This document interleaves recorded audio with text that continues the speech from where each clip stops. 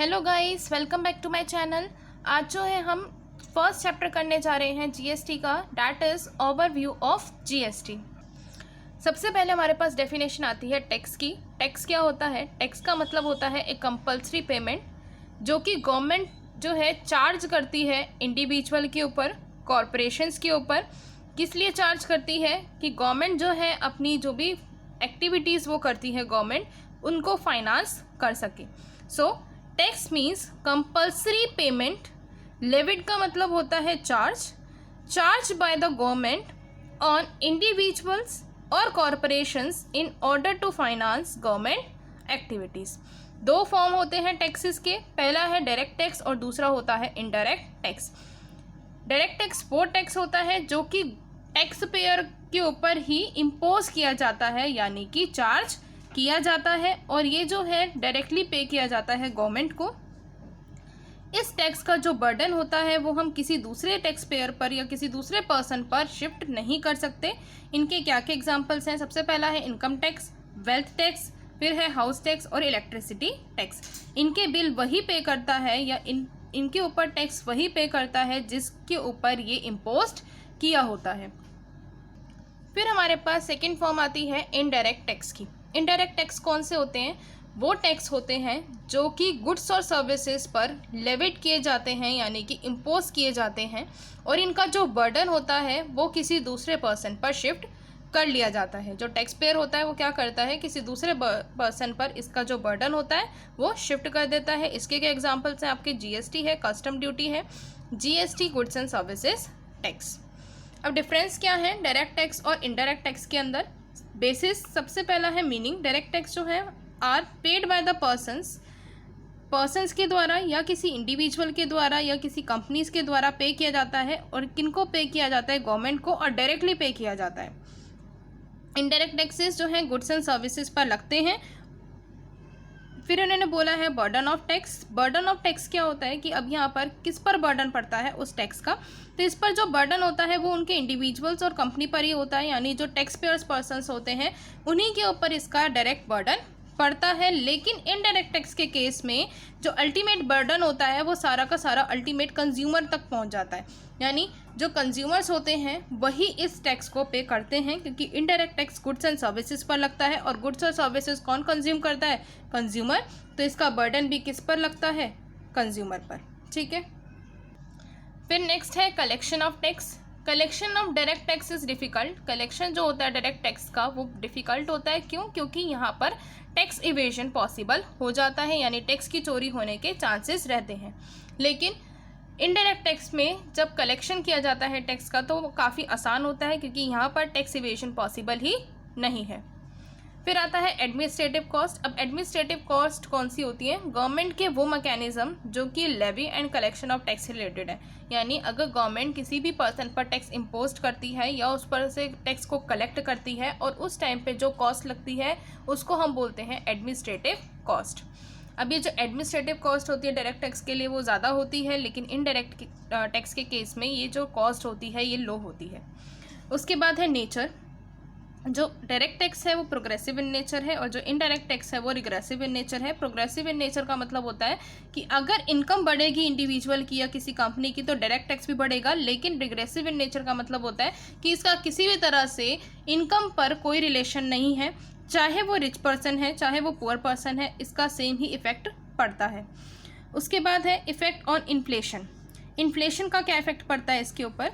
ये जो है इन्फ्लेशन को रिड्यूस कर देता है। अगर जो इनकम है इंडिविजुअल की वो रिड्यूस हो जाए, अगर इनकम कम हो जाएगी तो इसका जो इन्फ्लेशन पर इफेक्ट होगा वो भी कम हो जाएगा, लेकिन ये इन्फ्लेशन को बढ़ाता है, इन्हांस करता है। क्यों? क्योंकि गुड्स एंड सर्विसेज पर टैक्स लगाया जाता है, इनडायरेक्ट टैक्स, और वो कंज्यूमर को पे तो करना ही पड़ता है। उससे क्या होता है, जब टैक्स लगता है तो गुड्स एंड सर्विसेज की जो वैल्यू होती है, कॉस्ट होती है, वो बढ़ जाती है।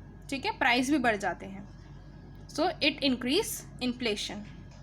फिर है हमारे पास मीनिंग ऑफ जीएसटी। जीएसटी क्या है? जीएसटी एक सिंगल टैक्स है नेशनल लेवल पर, to be levied at all stages.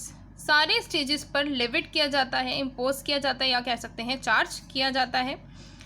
Right from manufacturer up to the final consumption, यानी मैन्युफैक्चरर से स्टार्ट होगा और फाइनल कंज्यूमर तक इसका जितना भी प्रोसेस है वो सारे स्टेजेस पर चलेगा। मैन्युफैक्चरर भी टैक्स पे करता है, होलसेलर भी टैक्स पे करेगा, रिटेलर भी करेगा, कंज्यूमर भी करेगा। ये एक सिंगल टैक्स है जो कि हर एक स्टेज पर इम्पोज किया जाता है। It will be charge at all the stages, चाहे मैन्युफैक्चरिंग स्टेज है या होलसेलर की स्टेज है या फिर रिटेलिंग की स्टेज है। Under GST every person is liable to pay tax on his sale. हर एक पर्सन अपनी सेल पर टैक्स पे करने के लिए लायबल होता है और अपनी परचेजेस पर इनपुट टैक्स क्रेडिट लेने के लिए भी इंटाइटल्ड होता है। ठीक है, वो इनपुट टैक्स क्रेडिट भी ले सकता है। अब आईटीसी क्या होता है वो मैं आगे आपको बताऊंगी। फिर है definition of GST under article 366 of Indian constitution. Goods and services tax means, यानी जीएसटी का क्या मतलब है अंडर आर्टिकल 336 के अंदर, any tax on supply, any tax on supply, किसी भी गुड्स या सर्विसेज की सप्लाई हो रही है उस पर जो भी टैक्स लगता है उसको हम जीएसटी बोलते हैं। लेकिन यहाँ पर कौन सा टैक्स नहीं इंक्लूड होता, अगर हम किसी भी तरह से अल्कोहल की सप्लाई कर रहे हैं फॉर ह्यूमन कंजप्शन तो वो इसके दायरे में नहीं आता, यानी ये एग्जम्प्ट है। ठीक है, सप्लाई का मतलब डायरेक्टली क्या होता है, सेल होता है जीएसटी के फॉर्म में। उसके बाद है फीचर्स और कैरेक्टरिस्टिक्स क्या है जीएसटी के। सबसे पहला फीचर है dual GST model in India. India के अंदर ड्वेल जीएसटी मॉडल है, सेंट्रल गवर्नमेंट है और जो स्टेट गवर्नमेंट है दोनों के दोनों जीएसटी चार्ज करते हैं हर एक सप्लाई ऑफ गुड्स और सर्विसेज के ऊपर। जो सेंट्रल गवर्नमेंट है अगर वो जीएसटी चार्ज करती है तो उसको हम सीजीएसटी बोलते हैं, लेकिन अगर जो स्टेट गवर्नमेंट है अगर वो जीएसटी चार्ज करती है तो उसको हम एसजीएसटी बोलते हैं। इफ़ अगर यहाँ पर इंटरस्टेट सप्लाई है then IGST will be levied. अगर इंटरस्टेट सप्लाई होगी तो आईजीएसटी लगेगा, अगर सेंट्रल गवर्नमेंट इम्पोज कर रही है तो सीजीएसटी और स्टेट गवर्नमेंट कर रही है तो एसजीएसटी। अब ये इंटरस्टेट सप्लाई क्या है, नेचर ऑफ सप्लाई में हम इंटरस्टेट सप्लाई को पढ़ेंगे। पहले है nature of supply, second characteristics कि सप्लाई इंक्लूड, सप्लाई को हम क्या क्या बोलते हैं, सेल ऑफ गुड्स और सर्विसेज, ट्रांसफ़र हो रहा है, बाटा सिस्टम है या किसी तरह से एक्सचेंज किया जा रहा है किसी भी गुड्स एंड सर्विसेज का, लाइसेंस पर दी हुई है, रेंटल यानी रेंट पर है, लीज पर है या फिर डिस्पोज्ड ऑफ की गई हैं एसेट्स को, इन सबको हम क्या बोलते हैं, सप्लाई बोलते हैं। ठीक है, नेचर ऑफ सप्लाई ये हेल्प करता है ये डिसाइड करने के लिए कि किस टाइप का जीएसटी चार्ज किया जाएगा या फिर लेविड किया जाएगा। फिर है हमारे पास इंटरस्टेट सप्लाई। ठीक है, इंटरस्टेट सप्लाई के अंदर क्या होता है, इसमें सप्लाई का मतलब ये है कि जो लोकेशन होती है सप्लायर की और जो प्लेस है सप्लाई का वो डिफरेंट स्टेट्स में है, स्टेट्स में है। यानी जहाँ पर सप्लायर है वो लोकेशन अलग है और जहाँ पर वो गुड्स या सर्विसेज सप्लाई हो रही हैं वो स्टेट अलग है। ठीक है, तो इस केस में आईजीएसटी चार्ज किया जाता है। For example supply of goods and services is done from Haryana to Delhi. अगर हरियाणा से गुड दिल्ली में भेजे जा रहे हैं तो इसको हम इंटरस्टेट सप्लाई बोलेंगे, यानी हरियाणा में थी लोकेशन सप्लायर की और भेजे कहाँ गए, दिल्ली के अंदर यानी डिफरेंट स्टेट के अंदर, तो उसको हम क्या बोलेंगे, इंटरस्टेट सप्लाई। जैसे कि मिस्टर ए जो है वो डीलर है हरियाणा में और उन्होंने सप्लाई किए गुड्स मिस्टर बी को जो कि दिल्ली में रहते हैं, तो यहाँ पर आईजीएसटी चार्ज किया जाएगा। फिर है intra state supply. Intra state supply का मतलब क्या है कि जो भी सप्लाई हो रही हैं गुड्स एंड सर्विसेज की, उस केस में लोकेशन जो है सप्लायर की और प्लेस जो है सप्लाई का वो दोनों ही सेम स्टेट के अंदर है। ठीक है, देन सीजीएसटी एंड एसजीएसटी जो है वो चार्ज किया जाएगा। जैसे कि मिस्टर ए जो है वो डीलर हैं इन फरीदाबाद एंड सप्लाई जो हो रही है गुड्स की वो गुड़गांव हो रही है, इसका मतलब हरियाणा के स्टेट के ही हैं, यानी सेम स्टेट के अंदर ही जो डिस्ट्रिक्ट है उनके बीच में सप्लाई हो रही है। तो इस केस में सीजीएसटी और एसजीएसटी दोनों चार्ज किए जाएंगे। अगर कोई गुड्स इंपोर्ट हो रही हैं तो उस केस में IGST plus basic custom duty charge की जाएगी। अगर कोई गुड्स एक्सपोर्ट हो रही हैं और उनकी जीरो रेटेड सप्लाई है तो कोई भी जीएसटी चार्ज नहीं होगा। फिर नेक्स्ट हमारे पास जीएसटी जो है वो है डेस्टिनेशन बेस्ड टैक्स। अब डेस्टिनेशन बेस्ड टैक्स का मतलब है कंजप्शन बेस्ड टैक्स, यानी जहाँ पर भी गुड्स एंड सर्विसेज को कंज्यूम किया जा रहा है, जिस भी जगह पर जिस लोकेशन पर उनको कंज्यूम किया जा रहा है उस लोकेशन पर ही जीएसटी लगाया जाएगा। यानी इट इज़ अ डेस्टिनेटेड या फिर consumption based tax means that the GST will be charge on the state, उस स्टेट पर चार्ज किया जाएगा वेयर द गुड्स और सर्विसेज आर एक्चुअली कंज्यूम, जहाँ पर एक्चुअल में गुड्स या सर्विसेज कंज्यूम की जा रही हैं। For example, if we are supplying goods from Punjab to Maharashtra, अगर हम जो हैं गुड्स पंजाब से लेकर महाराष्ट्र में भेज रहे हैं, तो ये तो आपको समझ आ गया कि पंजाब से महाराष्ट्र में जा रही है तो हमारी कौन सी सप्लाई है, इंटर स्टेट सप्लाई है, क्योंकि ये अलग अलग स्टेट में है। और टैक्स जो है रिसीव किया जाएगा महाराष्ट्र के द्वारा, क्योंकि वहाँ पर ही गुड्स का कंजप्शन हो रहा है, where goods have been received for consumption. ठीक है, यानी कंजप्शन बेस्ड टैक्स है, जहाँ पर भी गुड्स को कंज्यूम किया जाएगा या सर्विसेज को लिया जाएगा, रिसीव किया जाएगा, तो उस स्टेट के ऊपर ही टैक्स लगेगा, यानी वही स्टेट टैक्स पे करेगा। यहाँ पर इस केस में महाराष्ट्र टैक्स पे करेगा। और कौन सा टैक्स पे करेगा, क्योंकि यहाँ पर स्टेट अलग है, सेम स्टेट में नहीं है, तो इंटर स्टेट सप्लाई हुई है तो वो IGST पे करेंगे। बिफोर GST इनडायरेक्ट टैक्स वर ओरिजिन बेस्ड टैक्स। GST से पहले जो इनडायरेक्ट टैक्स था वो क्या था, ओरिजिन बेस्ड टैक्स था। ओरिजिन बेस्ड टैक्स का मतलब क्या है कि जहाँ से गुड्स को सप्लाई किया गया, यानी पंजाब में गुड्स सप्लाई हुई हैं, पंजाब ने गुड को सप्लाई किया, तो जिसने भी गुड्स को सप्लाई किया है वही जो है टैक्स को पे करेगा, यानी इस सिस्टम में टैक्स कौन पे करेगा, पंजाब। ठीक है, अब इसके बाद वैसे अब GST में क्या होता है, महाराष्ट्र वाला ही लेगा क्योंकि उसने कंज्यूम किया है गुड्स को। फिर नेक्स्ट है applicable to all the goods and services. GST जो है हर गुड्स और सर्विसेज पर एप्लीकेबल होती है, किनको छोड़कर, अल्कोहल फॉर ह्यूमन कंजप्शन को छोड़कर। लेकिन यहाँ पे कुछ 5 पेट्रोलियम प्रोडक्ट हैं जो कि अभी टेम्परेरीली बाहर हैं, out of the scope of GST के स्कोप से थोड़े टाइम के लिए भी बाहर हैं। इनको भी थोड़े टाइम बाद क्या कर लिया जाएगा, GST के अंदर इंक्लूड कर लिया जाएगा। तो वो कौन कौन से हैं जो कि अभी टेम्परेरीली आउट हैं। ठीक है, crude oil, petrol, diesel, aviation turban fuel ATF और नेचुरल गैस, ये 5 प्रोडक्ट्स हैं। फिर नेक्स्ट हमारे पास कंपोजिशन लेवी स्कीम। ये जो स्कीम है ये स्मॉल डीलर्स के लिए, स्मॉल मैन्युफैक्चरर्स के लिए या स्मॉल सर्विस प्रोवाइडर्स जो हैं उनके लिए बनाई गई है। और इस स्कीम के अकॉर्डिंग वो जो है GST रिड्यूसिंग रेट्स पर चार्ज होता है उनके ऊपर, यानी कि GST पर लो रेट चार्ज किया जाता है अंडर GST। ठीक है, और अंडर दिस स्कीम, इस स्कीम के अंदर क्या होता है, जो भी रजिस्टर्ड पर्सन है अगर उसकी एग्रीगेट टर्नओवर फाइनेंशियल ईयर में अगर 150 लाख से ज़्यादा नहीं है तो उनको ये जो स्कीम है वो अवेलेबल हो जाती है। Then he has an option, उनके पास ऑप्शन है कि वो जो है टैक्स को पे कर सकते हैं लो रेट पे। लेकिन अगर वो इस स्कीम के अंदर अपने आप को रजिस्टर्ड करा लेते हैं, इस स्कीम का बेनिफिट उठाते हैं, तो उस केस में उनको ITC अवेलेबल नहीं होता, यानी इनपुट टैक्स क्रेडिट अवेलेबल नहीं होगा। ये स्कीम जो है ये 150 लाख जो है ये वाले स्पेशल कैटेगरी स्टेट्स के लिए हैं। ठीक है, बाकी अगर हम नॉर्मल सबके लिए बात करें तो 1.5 करोड़ से उनकी एग्रीगेट सप्लाई, एग्रीगेट टर्नओवर ज़्यादा नहीं होना चाहिए। ये सिर्फ कुछ स्पेशल स्टेट्स के लिए लिमिट है, बाकी सबके लिए लिमिट क्या है, 1.5 करोड़ की। अब यहाँ पर थ्रेशोल्ड लिमिट फॉर रजिस्ट्रेशन के लिए क्या थ्रेशोल्ड लिमिट है अंडर GST, ये उसी में ही है कंपोजिशन लेवी स्कीम के अंदर।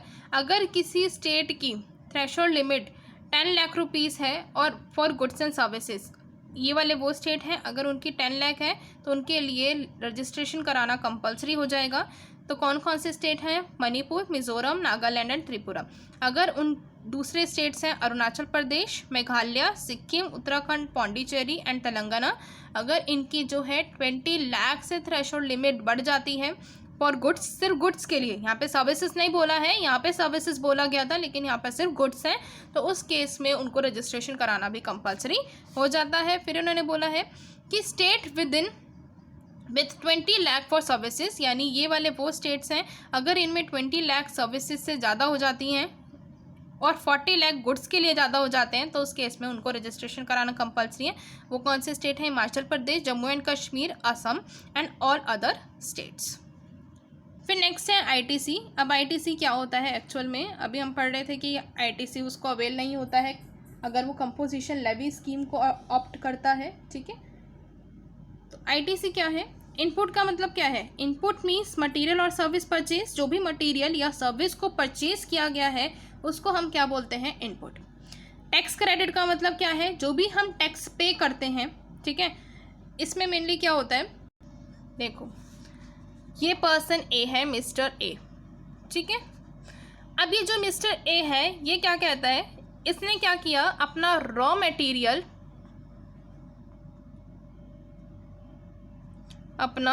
मटेरियल परचेज किया, और रॉ मटेरियल जब उसने परचेज किया तब उसने पे करे थे टैक्स, जीएसटी उसने पे किया था मान लो 150, ठीक है। अब उसने जो छोटी सी रकम लेके चलते हैं, मान लो 50 रुपीज़ का टैक्स उसने पे किया था, ठीक है। अब ये जो मिस्टर ए है, अब ये प्रोडक्शन कर उस आउटपुट को सेल कर रहा है, यानी अपने प्रोडक्ट को क्या कर रहा है, वो सेल कर रहा है, ठीक है। और उसने प्रोडक्ट अपना सेल किया मान लो 100 रुपीज़ का, ठीक है। अब जीएसटी के अंदर हमारे पास आईटीसी का फीचर अवेलेबल है। आईटीसी का क्या अवेलेबल है, फीचर अवेलेबल है, ठीक है। इस फीचर के अकॉर्डिंग क्या होगा कि जितना भी उसने प्रीवियस में, यानी जब वो परचेज कर रहा था, इनपुट को खरीद रहा था, जब उतना उसने जो टैक्स पे किया है उसकी माइनस उसको मिल जाएगी, यानी वो अपने सेल पर जो आउटपुट पर उसने जीएसटी लिया है, किस पर लिया है, आउटपुट पर जो भी उसने जीएसटी रिसीव किया है, उसमें से जो जीएसटी एक्चुअल में उसने इनपुट पर पे किया था वो माइनस हो जाएगा। यानी 100 में से मैं 50 अगर माइनस करूं तो उसको सिर्फ कितना टैक्स पे करना है एक्चुअल में, 50 रुपीज़ का। अगर मैं ऐसे देखती तो उसने 50 तो वैसे भी पे कर दिया था इनपुट परचेज करते समय, और आउटपुट पे भी वो पे कर रहा है 100 रुपीज़ का, तो ऐसे तो 150 पे करता। लेकिन आईटीसी के फीचर के अकॉर्डिंग उसको कितना पे करना पड़ रहा है, सिर्फ 50 रुपीज़ का। तो आईटीसी फीचर क्या कहता है कि जितना आउटपुट पर वो टैक्स को ले रहा है कस्टमर से, उसको वो अपने इनपुट से माइनस कर देगा, यानी जो भी उसने अपना परचेज किया है उस टाइम पे जो उसने जीएसटी पे किया था तो वो उसमें से सेट ऑफ कर देगा, ठीक है। Tax credit means amount of tax paid on input is reduced. Amount of tax पे किया गया है इनपुट पे वो माइनस कर देंगे फ्रॉम द टैक्स टेकन या लेविड ऑन आउटपुट। जो भी टैक्स आउटपुट पर लगाया गया है उसमें से इनपुट पर जो टैक्स पे किया था उसको क्या कर दोगे, माइनस कर दोगे। यही आईटीसी फीचर है, यानी इनपुट टैक्स क्रेडिट का फीचर है। फॉर एग्जाम्पल यहाँ पे मैंने एग्जाम्पल भी दे रखा है। अ सप्लायर मिस्टर एक्स है जो कि पे करते हैं GST 150 on its inputs and he charge GST of ₹200 on his sale. Sale पर जीएसटी कितना चार्ज करते हैं, 200। तो आईटीसी फीचर के अकॉर्डिंग अब उनको कितना पे करना पड़ेगा, सिर्फ 50 रुपीज़ का, क्योंकि 200 में से 150 माइनस किया गवर्नमेंट को, कितना पे करेंगे, 50। अब यहाँ पर यूटिलाइजेशन ऑफ आईटीसी की क्या सीक्वेंस है, ये सेक्शन 49A बताता है। सीक्वेंस का मतलब है कि हम लोगों को जब इनपुट पर हम लोग आईटीसी कैसे अवेल करेंगे, और जब अवेल करते हैं तो सबसे पहले कौन कौन से टैक्स को हम सेट ऑफ कर सकते हैं। अगर आईजीएसटी पे किया जा रहा है इनपुट पर तो सबसे पहले आईजीएसटी सेट ऑफ होगा, और उसमें से अगर कुछ बचता है तो सीजीएसटी, और सीजीएसटी में से भी अगर कुछ बचता है तो कौन सा सेट ऑफ करेंगे, एसजीएसटी, ठीक है।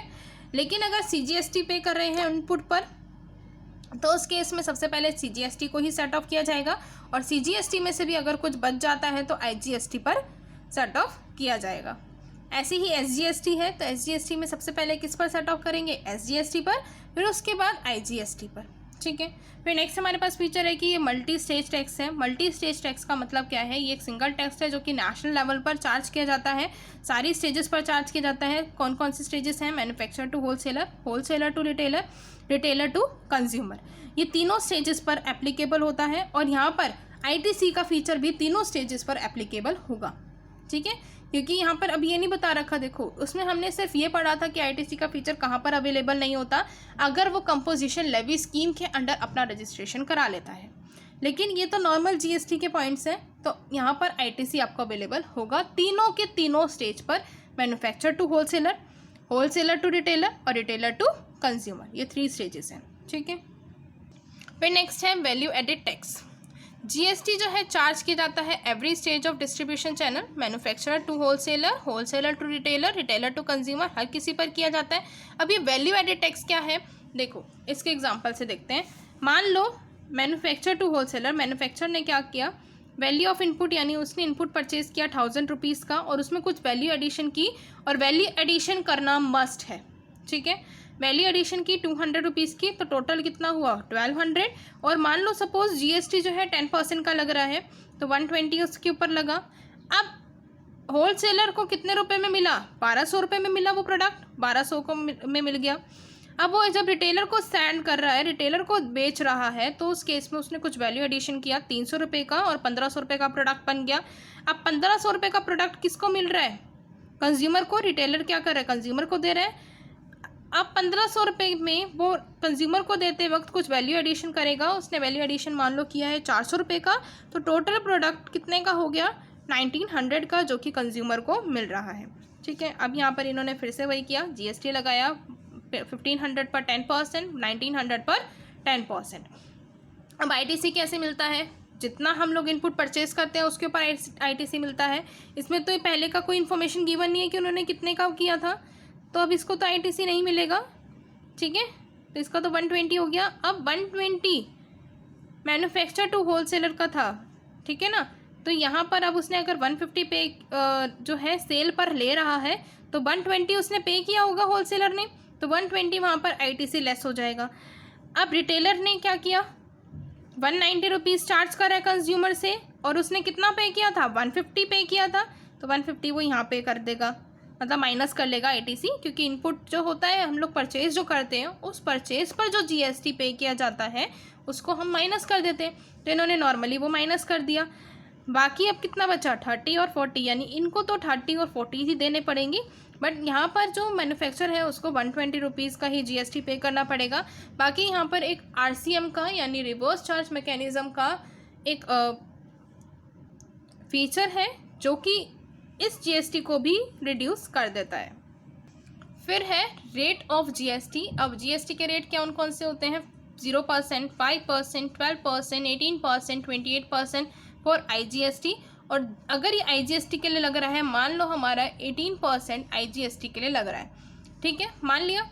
अब यहाँ पर अगर हम बात करें जितना हमारा आईजीएसटी के लिए लगता है, ये इम्पोर्टेंट पॉइंट था, उसका हाफ सीजीएसटी में जाता है और उसी का हाफ हमारा एसजीएसटी में जाता है। मान लो 18% लग रहा है, तो सीजीएसटी कितना लग जाएगा 9%, और एसजीएसटी पर भी कितना लग जाएगा 9%।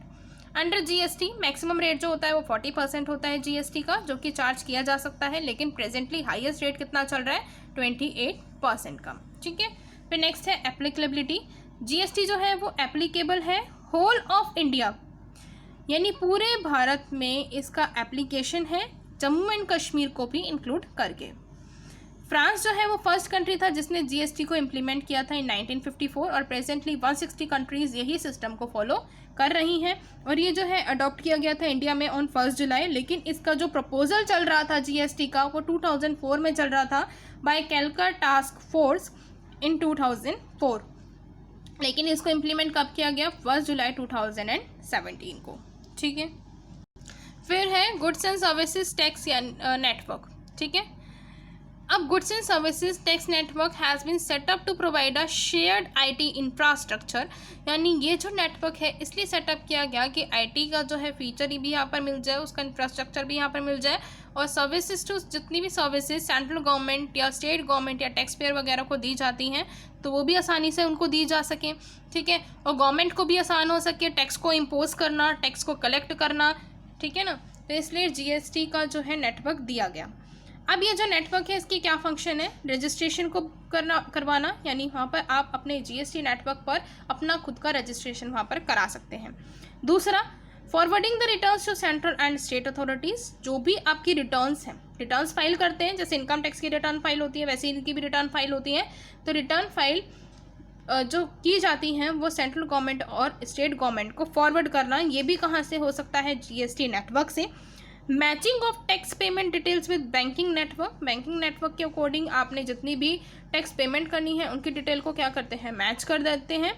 प्रोवाइडिंग वेरियस रिपोर्ट्स, बहुत सारी वेरियस तरीके की रिपोर्ट्स जो हैं वो प्रोवाइड करते हैं सेंट्रल गवर्नमेंट को या स्टेट गवर्नमेंट को based on the tax payers return information, जो भी टैक्स पेयर ने अपनी इन्फॉर्मेशन दी होगी, टैक्स पेयर। ठीक है, providing analysis of tax payers profile, जितनी भी टैक्स पेयर की जो प्रोफाइल है उनको एनालाइज कराने के लिए भी जीएसटी नेटवर्क पर जो है क्रिएट किया गया है।